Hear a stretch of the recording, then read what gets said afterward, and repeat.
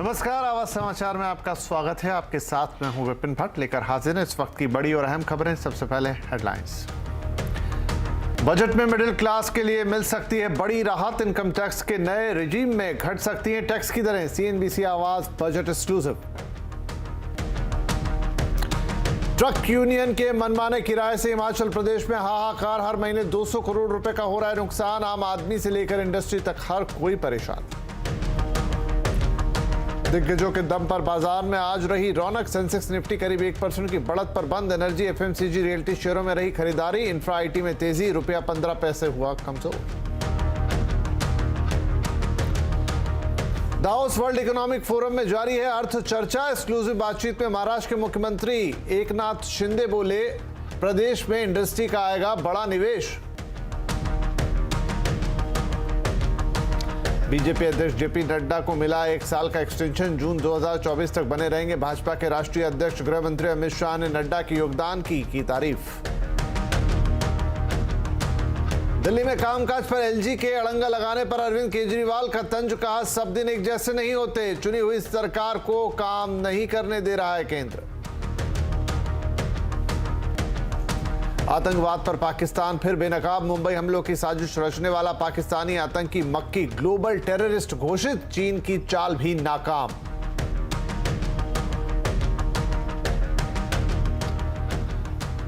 तो इन ढेर सारी खबरों के बीच सबसे पहले बात करेंगे बजट से आने वाली बड़ी राहत की।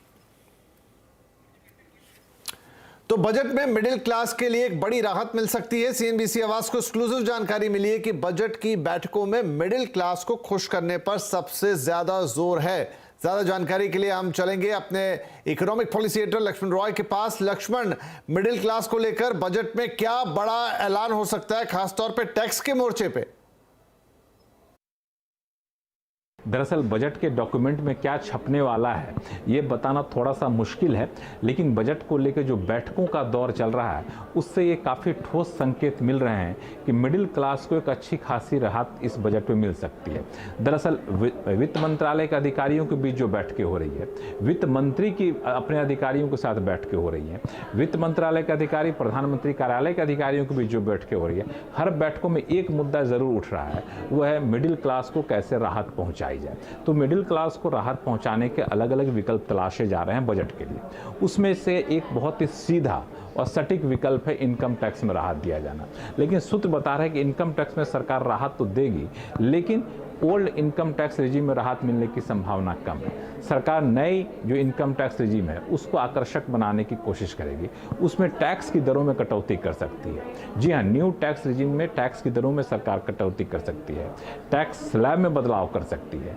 उसका मुख्य मकसद ये है कि लोग नए टैक्स रिजीम में आए, और कोशिश ये है कि नई टैक्स रिजीम और पुराने टैक्स रिजीम में टैक्स की देनदारी को लगभग बराबर किया जाए, तभी सरकार इनकम टैक्स में रिफॉर्म के अगले स्तर पर जा सकती है। तो इस हिसाब से हुआ कि अगर सारे एग्जम्पशन को आप छोड़ भी दें, तब भी पुराने टैक्स रिजीम को छोड़ भी दें, तो नए टैक्स रिजीम में आप अगर टैक्स चुकाते हैं तो टैक्स देनदारी आपकी उतनी ही बने, ये कोशिश होगी। अभी ऐसा नहीं होता है। एक तो ये रहा। दूसरा, रोजगार के मोर्चे पर कुछ खास ऐलान किए जा सकते हैं। हाउसिंग लोन जैसे जो सेक्टर है जहाँ पे मिडिल क्लास काफ़ी ज़्यादा आकर्षक होते हैं, उनका नाता रिश्ता होता है, उसमें भी कुछ राहत देने की कोशिश चल रही है। तो कुल मिला के इतना ज़रूर कह सकता हूँ कि जो बजट पेश होगा उसमें आप मिडिल क्लास के लिए कुछ खास ऐलान होता हुआ देख सकते हैं। चलिए, बड़ी अच्छी खबर लाए हैं लक्ष्मण रॉय, आप बहुत शुक्रिया आपका। बजट में आम टैक्स पेयर को, मिडिल क्लास को बड़ी राहत देने की तैयारी है। 15 दिन बाकी हैं बजट में सिर्फ, और बजट का काउंटडाउन है। और सीएनबीसी आवाज पर बजट का जोरदार विश्लेषण होने जा रहा है। बजट के दिन जरूर जुड़िएगा हमारे साथ, लेकिन उससे पहले लगातार बजट एक्सक्लूसिव आपके लिए सिर्फ सीएनबीसी आवाज पर। तो अब सिर्फ 2 हफ्ते से भी कम का समय बचा है। ऐसे में सभी को वित्त मंत्री निर्मला सीतारमण से कई उम्मीदें हैं। Confederation of all India traders के प्रतिनिधियों से उनकी उम्मीदें पूछी, उनकी उम्मीदें जानने की कोशिश की हमारे संवाददाता केतन जोशी ने।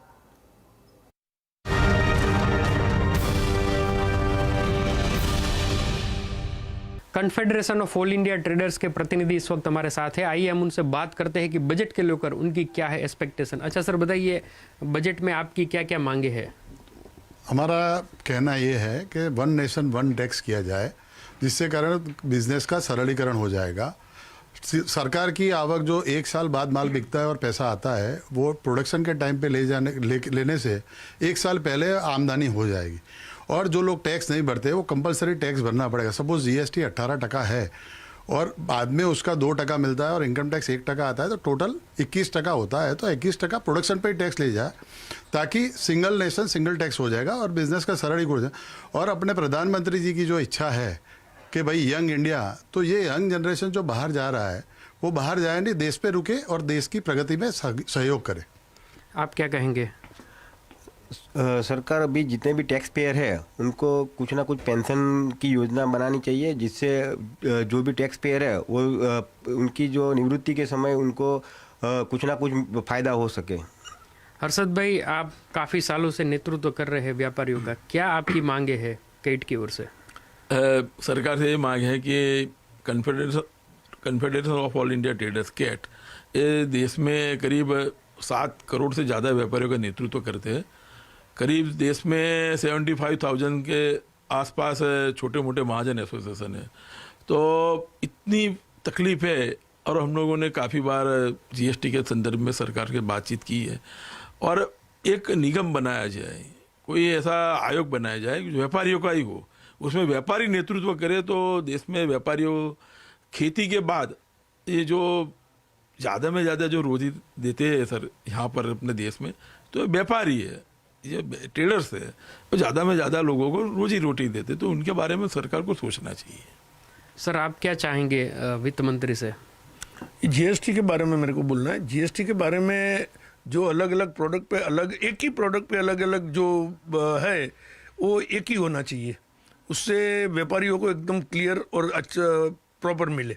इसमें व्यापारी कंफ्यूज हो जाते हैं कि भाई इस एक ही मटेरियल पे 3 अलग अलग होता है। हमारा कपड़ा है तो कपड़े पे का वर्क करो तो उसका अलग है, तो ये सब नहीं होना चाहिए। इससे क्लियर हो तो अच्छा रहेगा। बिल्कुल। तो यहाँ के व्यापारियों का यह स्पष्ट मानना है कि जो कुछ यहाँ से मांगे उठी है, अगर उनको सरकार मान लेती है तो न केवल व्यापारियों का भला होगा, लेकिन सरकार को टैक्स की आमदनी भी बढ़ सकती है। केतन जोशी, अहमदाबाद।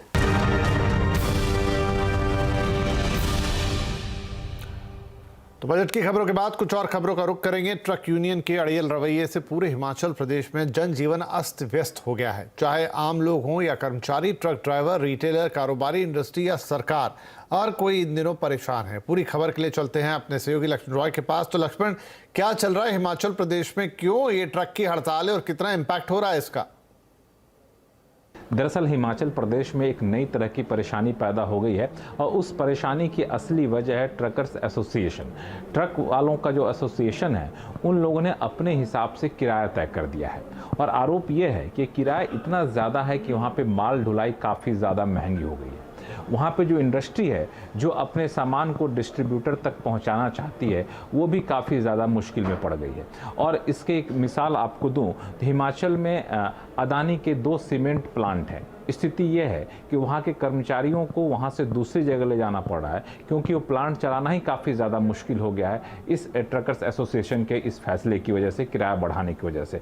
आलम यह है कि वहाँ के करीब दरला घाट प्लांट से 85 कर्मचारी और गगल प्लांट से 58 कर्मचारी को दूसरे प्लांट में शिफ्ट किया गया है। जो करीब 1000 से ज़्यादा डीलर हैं सीमेंट के और 800 से ज़्यादा रिटेलर हैं, उनके लिए रोजगार जो उनका लगभग खत्म होने के कगार पर पहुँच गया है। सीमेंट प्लांट से जुड़े करीब 3000 लोगों के रोजगार पर असर पड़ने लगा है। सिर्फ वो सीमेंट प्लांट की बात ना करूं तो उस जिले में, ऊना जिले में जो दूसरी इंडस्ट्री है, उनकी भी हालत कमोबेश ऐसी है। बात सिर्फ इंडस्ट्री तक नहीं रुक जाती है, दरअसल इसका असर आम जनजीवन में पड़ रहा है। क्योंकि सामान की ढुलाई नहीं हो रही है तो सामान लोगों तक पहुंच नहीं पाता है सही तरीके से। जो ट्रक का भाड़ा वो काफ़ी ज़्यादा हो चुका है, पेट्रोल डीजल की सप्लाई, दूसरी सेवाओं की सप्लाई काफ़ी ज़्यादा असर पड़ रही है। अब बात आम लोगों तक ही नहीं रुकी, इसका असर अब सरकारी खजाने पर पड़ने लगा है। एक अनुमान के मुताबिक हर महीने 200 करोड़ रुपए का नुकसान सरकारी खजाने को हो रहा है, राज्य के हिमाचल प्रदेश राज्य सरकार को। क्यों? क्योंकि जीएसटी का कलेक्शन गिर रहा है, वैट का कलेक्शन गिर रहा है, दूसरे टैक्स की वसूली गिर रही है। अब मामला यहाँ तक पहुँच गया है, जो इंडस्ट्री एसोसिएशन है वो हिमाचल हाईकोर्ट में अपील की है कि आप हमें इस बात की छूट दीजिए कि दूसरी जगह के ट्रक को इस इलाके में चलाया जाए, क्योंकि एसोसिएशन दूसरे ट्रक को चलाने की इजाज़त दे नहीं रहे हैं। जो किराया तय किया जाए वो नीलामी के आधार पर किराया तय किया जाए, यानी कॉम्पिटिटिव बिडिंग के जरिए किराया तय किया जाए, ताकि वाजिब किराया दिया जा सके, ताकि इंडस्ट्री भी वहाँ पे फल फूल सके, आम लोगों की ज़िंदगी भी आसान हो सके। जी लक्ष्मण, शुक्रिया इस खबर के लिए। माफ कीजिए। सरकार पॉम ऑयल के इंपोर्ट पर ड्यूटी बढ़ाने पर विचार कर रही है और बजट में इसका ऐलान हो सकता है। इस पर अधिक जानकारी के लिए हमारे साथ है हमारे सहयोगी असीम मनचंदा। तो असीम, बताइए कि पाम ऑयल पे अगर सरकार ड्यूटी बढ़ाती है तो इससे क्या फायदे होंगे, इसका क्या पर्पस होगा और क्या बजट में उम्मीद करें कि ऐलान आएगा? देखिए, अगर मैं पिछले 3 साल की बात करूं तो हमको लगातार जो पाम ऑयल की जो कस्टम ड्यूटी है उसमें कटौती देखने को मिली है, क्योंकि इसका एक बड़ा रीजन था कि अंतर्राष्ट्रीय बाजार में कीमतें लगातार बढ़ रही थी। पिछले साल इसकी कीमतें बढ़ करके 7,500 रिंगिट छू गई थी, लेकिन इस साल काफी गिरावट देखने को मिली है। 3800 रिंगिट के आसपास जब ट्रेड कर रहा है, तो करीबन 30 से 35% की गिरावट हमको अंतर्राष्ट्रीय बाजार में कीमतों में देखने को मिली है। तो इसका असर घरेलू बाजार पर भी देखने को मिला है। घरेलू बाजार में पिछले साल के मुकाबले 10 से 15% कीमतें कम हुई है और इंपोर्ट जो है क्रूड ऑयल का, वो भी क्रूड पाम ऑयल का, वो भी बढ़ा। तो इसके मद्देनजर सरकार आने वाले दिनों में इंपोर्ट ड्यूटी में बढ़ोतरी कर सकती है। ये बढ़ोतरी 5% से लेकर के 7% तक हो सकती है। खासतौर पर जो इंडस्ट्री है वो भी यही मांग कर रही है कि इसमें ड्यूटी को बढ़ाया जाए, ताकि इंडस्ट्री एक लेवल पर लेकर के आया जाए। खासतौर पर सरकार ये भी चाहती है कि जो भारत है वो एडिबल्स ऑयल के अंदर आत्मनिर्भर बने। तो उसने एडिबल ऑयल मिशन सीड की शुरुआत की है, पाम ऑयल मिशन की शुरुआत की है। तो उन दोनों को बढ़ावा देने के लिए सरकार एक पैरिटी बनाने के लिए 5 से 7.5% की क्रूड पाम ऑयल में ड्यूटी में बढ़ोतरी कर सकती है। जी शुक्रिया असीम इस अपडेट के लिए। अब बात करेंगे बाजार की। निफ्टी के दिग्गजों के दम पर बाजार में आज रौनक लौटी।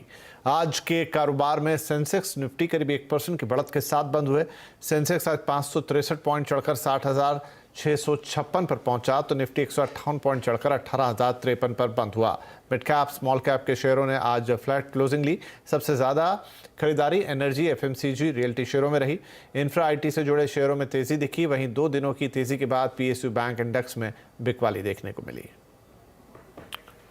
बीजेपी अध्यक्ष जेपी नड्डा का कार्यकाल 1 साल के लिए बढ़ा दिया गया है। अब नड्डा जून 2024 तक बीजेपी के अध्यक्ष रहेंगे। आज इस बात का ऐलान खुद केंद्रीय गृह मंत्री अमित शाह ने किया। उन्होंने बताया कि भाजपा कार्यकारिणी में ये प्रस्ताव पास हुआ है। केंद्रीय रक्षा मंत्री राजनाथ सिंह ने प्रस्ताव रखा और सभी ने सर्वसम्मति से इसे मंजूरी दी।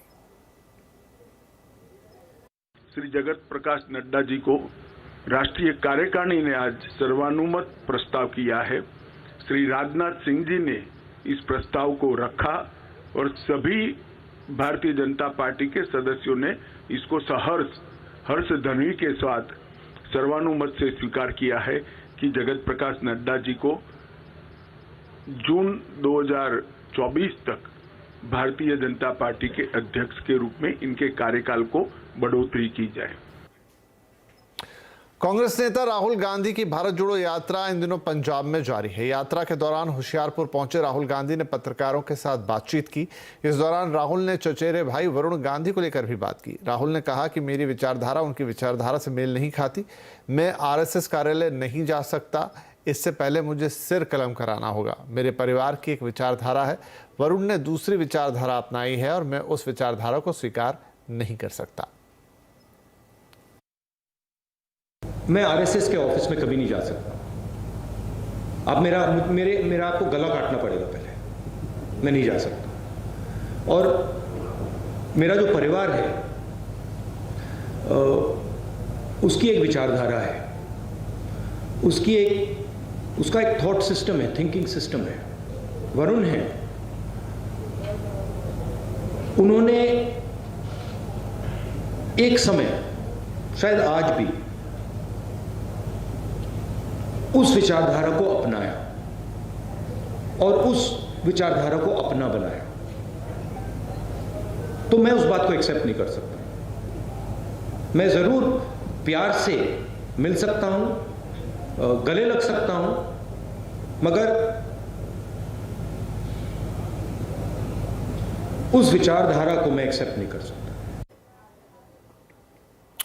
तो राहुल गांधी कह रहे हैं कि वो आरएसएस की विचारधारा एक्सेप्ट नहीं कर सकते और वहां पर जाएंगे उसके मुख्यालय पे। उससे पहले कह रहे हैं मेरा गला काटना होगा आपको। और इधर जयप्रकाश नड्डा, जेपी नड्डा को 2024 तक के लिए बीजेपी का अध्यक्ष। तो सभी राजनीतिक पार्टियों की नजर अब 2024 के चुनाव पर है। बीजेपी की तैयारी और विपक्ष की मोर्चाबंदी, किसमें कितना है दम, आज आवाज अड्डा में इसी पर करेंगे बड़ी चर्चा। शाम 7:57 पर जरूर देखिए आज का आवाज अड्डा, मिशन 2024 मोदी मंत्र।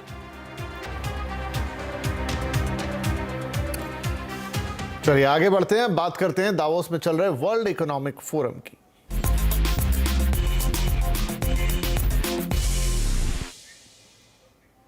दावोस इकोनॉमिक फोरम में हिस्सा लेने के लिए महाराष्ट्र के मुख्यमंत्री एकनाथ शिंदे भी दावोस पहुंचे हैं। उन्होंने कहा कि महाराष्ट्र में अभी ग्रोथ और इंडस्ट्री को रफ्तार देने के लिए सरकार कई बड़े कदम उठा रही है।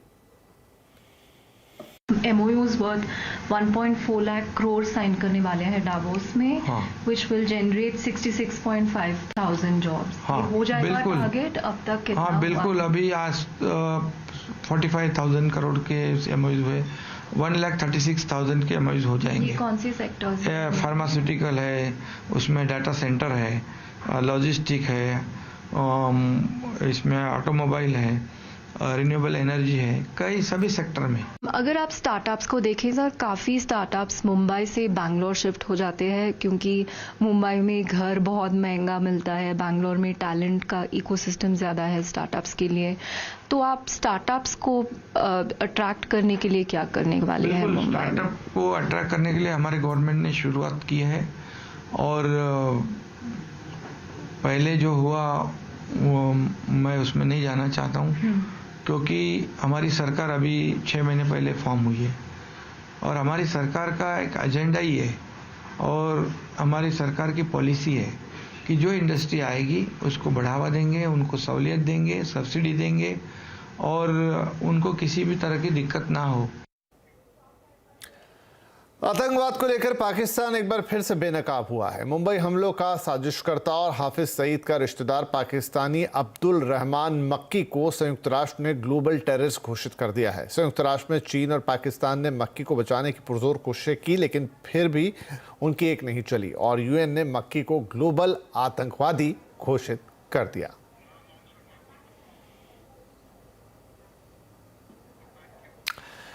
तो इस बुलेटिन में फिलहाल इतना ही, लेकिन खबरों पर लगातार अपडेट आपको मिलेगी हमारे सोशल मीडिया साइट्स पेजेस से भी। तो वहां बस एक क्लिक पर आप देख सकते हैं ताज़ा और अहम खबरें। और हाँ, मिशन 2024 मोदी मंत्र, ये है आज का आवाज अड्डा, देखना मत भूलिएगा।